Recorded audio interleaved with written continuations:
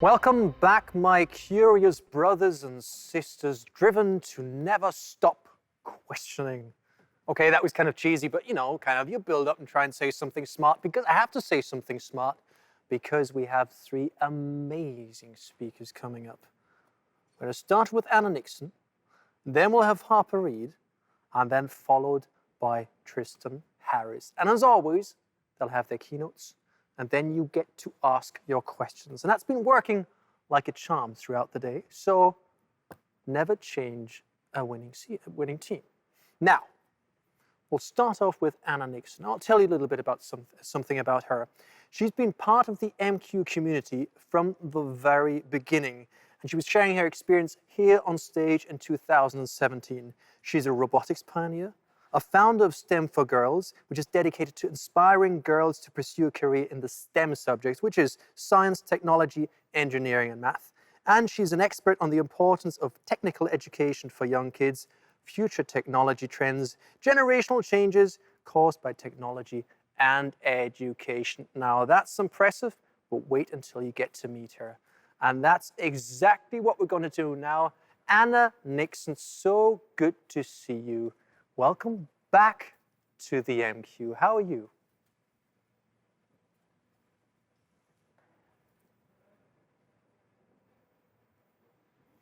You might be muted.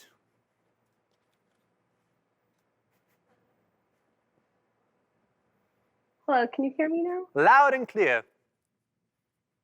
Okay, well, thank you for the introduction. I'm so honored and excited to be back with MQ. I had a great time last time, and I'm excited to do it again. So good to have you. The stage is yours, and see you for the Q&A shortly. Take care and enjoy yourself. Hi, everyone. I'm Anna Nixon, and I'm currently a junior attending the University of Pennsylvania. Now, as we all know, the world is in a disarray at the moment, and everyone is scrambling to find solutions to the new problems that we're facing every day. Whether it's how to deal with coronavirus, how to adjust to remote working situations, or how to build the future of mobility. And while these are all very important problems to solve, sometimes we're moving so fast, it's a good idea to take a little step backwards. One of my favorite teachers used to tell me that the most important thing was not being able to have all the solutions, but rather the most important thing was being able to ask the right questions. And I think that's even more important now than ever before, especially when we're looking into a future filled with so many uncertainties. There's so much that we do not know about, so much that can go wrong, and so much that can go right. But if we're not asking enough questions and we're not asking the right questions, we can miss a lot of important things on our way to building the future. Asking questions in itself is a skill, one that we often don't recognize or appreciate nearly enough. One of the things that I'm most grateful for is always being encouraged to ask questions, no matter how silly they were. From your typical, why is the sky blue? Or how does the filling end up inside donuts? My parents always entertained my questions and encouraged me to keep asking, even if they had heard the same thing 10 times or 100 times before. Another thing that my parents did to help me learn how to ask questions is enroll me in FIRST. FIRST, for Inspiration and Recognition of Science and Technology, is a program where students are given the chance to apply all the skills that they have learned in and out of the classroom, encouraged to ask questions about anything and everything on each step of the way. FIRST is divided into 4 different levels so that children of all ages can get hands-on experience with technology. Each year, different challenges are released for students to solve by engineering robots. These challenges help make learning fun and interesting, keeping students engaged while they learn everything from wiring robots and using CAD to CNC milling and computer vision. I was involved in this program for over half my life, and it has shaped me not only as an engineer, but as a person. I started junior FOL at 8 years old with the Climate Connections Challenge when I learned about the engineering process. But more importantly, I was taught to ask questions about why the world operates the way it does. In 3rd grade, I joined FOL, where I was introduced to a variety of careers that are heavily dependent on STEM. In addition, I learned how to question team decisions respectfully and the importance of challenging the status quo. When I went to middle school, I decided to take the initiative to start my own FTC team. This process taught me a lot about leadership and management. This is when I really got interested in STEM and started to ask questions about the wonderful world of programming. And later, I found my place with FRC Team 1510, the Wildcats, as a software lead. They helped me to understand how to learn and question areas that I had little experience with, such as mechanical and electrical design. Outside of the challenge, being part of a first team presents tons of opportunities to employ your skills and expand your knowledge. For example, over one summer with my FRC team, 1510, our team took up a side project for a tech company with a problem with geese. For those of you that don't know, geese can be very, very messy. Our team was building a robot to patrol the grounds and ward away geese. We were working on getting it to navigate autonomously, as well as follow geese using vision processing. Now, not only was this an excellent way for us to train incoming students and apply our knowledge to solve real world problems, most importantly, it also forced us to think about new types of questions that we normally don't have to consider, such as how other people would interact with the robots that we built. In my years in robotics, there were many times that we had to scrap our designs and start from scratch because we failed to ask enough questions during the brainstorming process. Especially when you're building things that people interact with and operate, it's essential to question how everything can be interpreted, since not everyone has the same perspective, and every incorrect assumption creates more room for error. As designers and builders, certain processes may be easy to understand and so familiar that we take them for granted, when that's probably not the case about the people that are using what we create. With what I learned in robotics, I was able to build an interactive toy Baymax with voice recognition and face detection. That project won the Ant-Man Microtech Challenge. We were able to meet with a variety of engineers that were working behind the scenes to work on the VR and sound at Dolby to the ones that made Disneyland come alive. And that was the best part of the entire trip. That was the first time I was able to see what a diverse range of industries are invested in technology. I couldn't stop wondering and asking about what other things you can do with computer science. This cemented my desire to pursue computer science since I was able to realize how important it is, no matter what field you're in, and it also made me remember to keep questioning how everything in the world works, as I did when I was a toddler. The things that look simplest at face value often have tons of intricacies behind them, and being able to notice that can be extremely beneficial.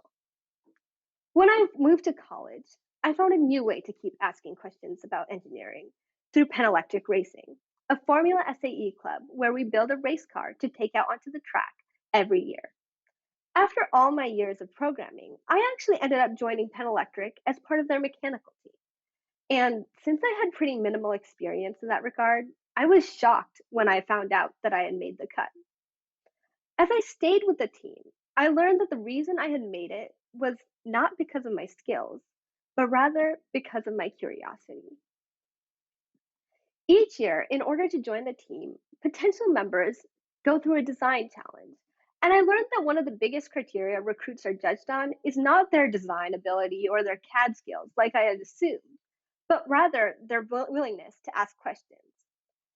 And originally, this concept confused me because why wouldn't you want to have the most skilled new members possible? But then, as I went from being a potential recruit to being part of the recruiting team last year, I was able to see exactly why this policy existed the way it did. Some of the best members we had admitted had absolutely no idea what they were doing in their applications. But they asked question after question to all the members that they could find about our car and our design process. And those members were the ones that often contributed the most later on in the season, since their curiosity help them to be the first to point out flaws and question the routines that we had set in place so that we could all move towards better practices. Since all recruits receive training after joining the team, the gap in ability closes fast. But curiosity and that willingness to ask questions is much, much harder to teach. Now, one of the biggest takeaways I've gotten from all of these experiences, from junior FLL to FLL to FTC to FRC to FSAE, is that nothing should be off limits. We were allowed to ask about anything and everything, no matter how silly they were. And we discussed ideas that often meant throwing all of our previous work out of the window. And that's something that we have to remember to do as adults as well. It can be hard to do as we get older, as we often see so much that it's easy to take certain things for granted. And we assume that they're a given, even if we don't know why they are a given.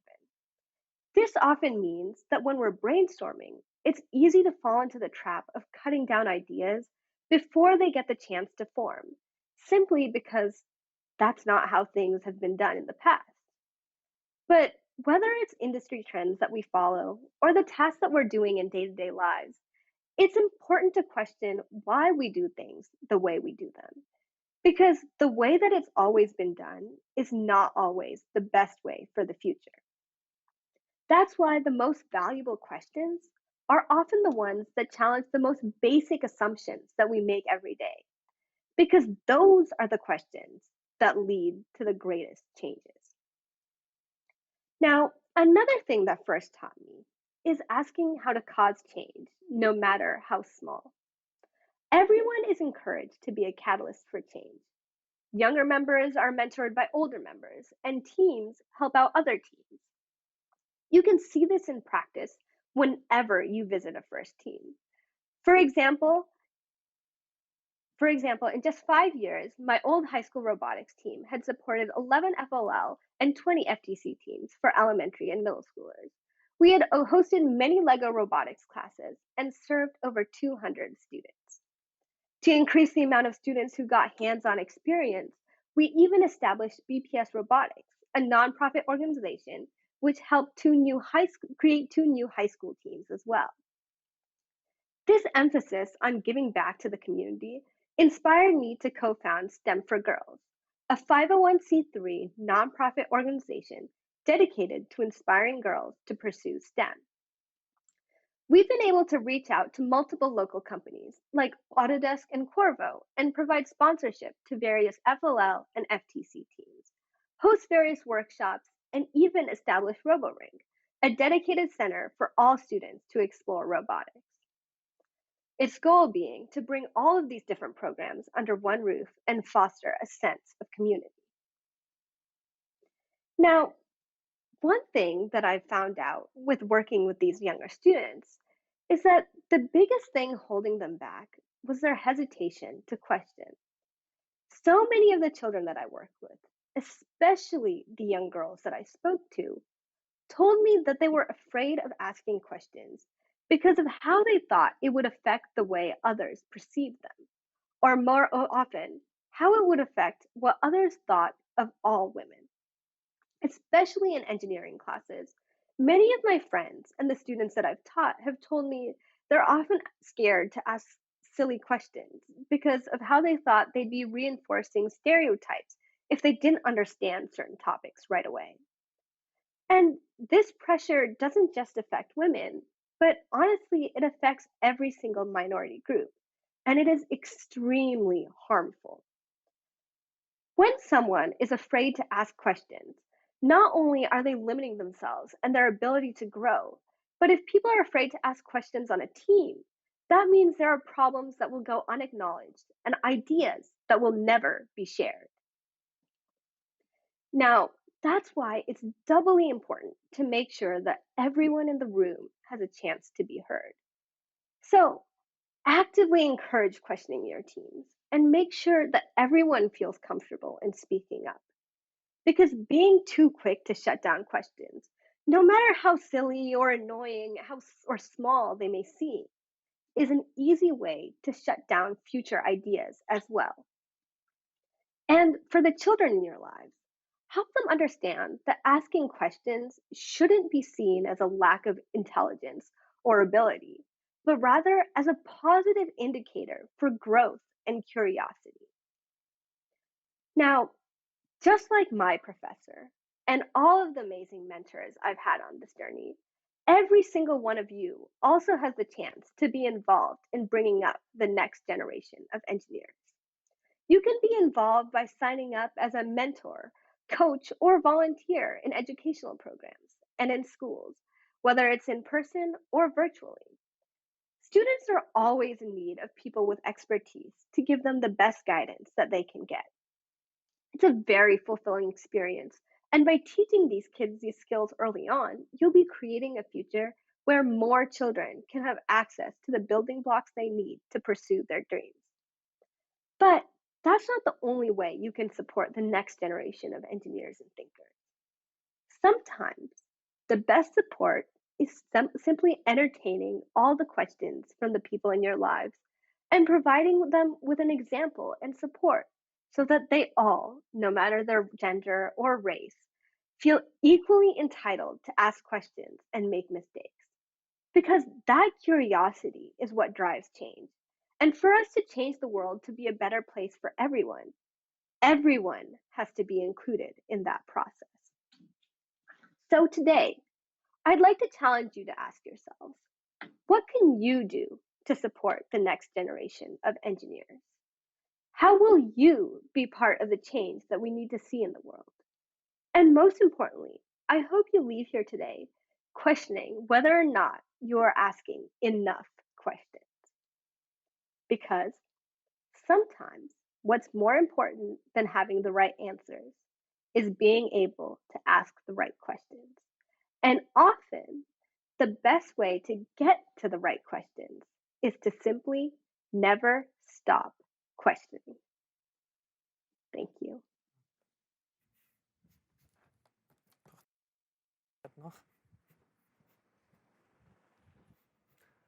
Thank you very much, Anna Nixon. Thank you very much for sharing your insights, and thank you very much for those true words of never stop questioning. Now, we've got a couple of questions from the audience we'd like to get to. And the first audience question is, what achievement in your life are you most proud of so far?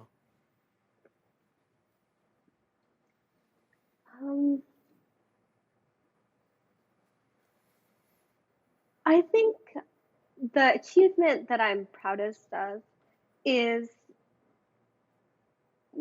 I think the achievement that I'm proudest of is honestly uh, being able to see some of the girls that I've mentored go on and do some really great things themselves, especially some of the elementary and middle schoolers that I taught when they were younger.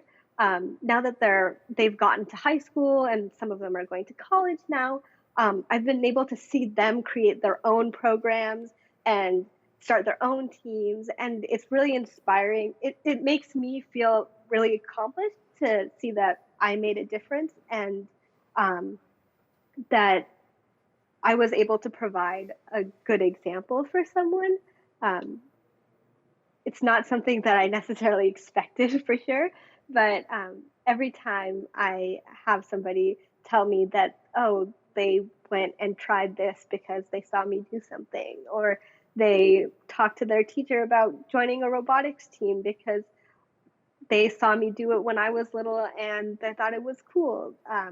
That's probably what I'm proudest of. Now, I'm curious, when you mentor people, is there something which you notice with certain patterns that emerge where you go like, hey, this is something where you usually have quick wins is a weird way of calling it, but something where you've seen this is how you can create an initial impact in people's minds?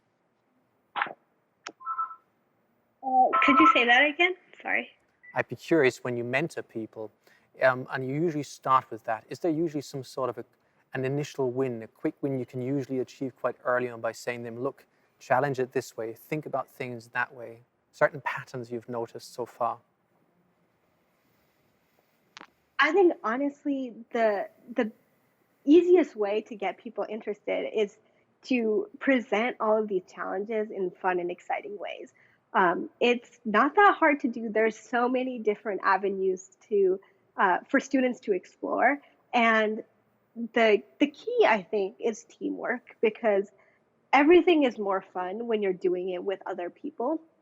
So often, one of the first things that we do is have some sort of fun activity that requires people to talk to each other and maybe start designing things together or start playing with different toys. There's tons of educational toys out there, like the EV3 or Ozobots are often things that I use in my first classes because they're really easy to get started with, and you can see something that you design or create right away, and that's really inspiring.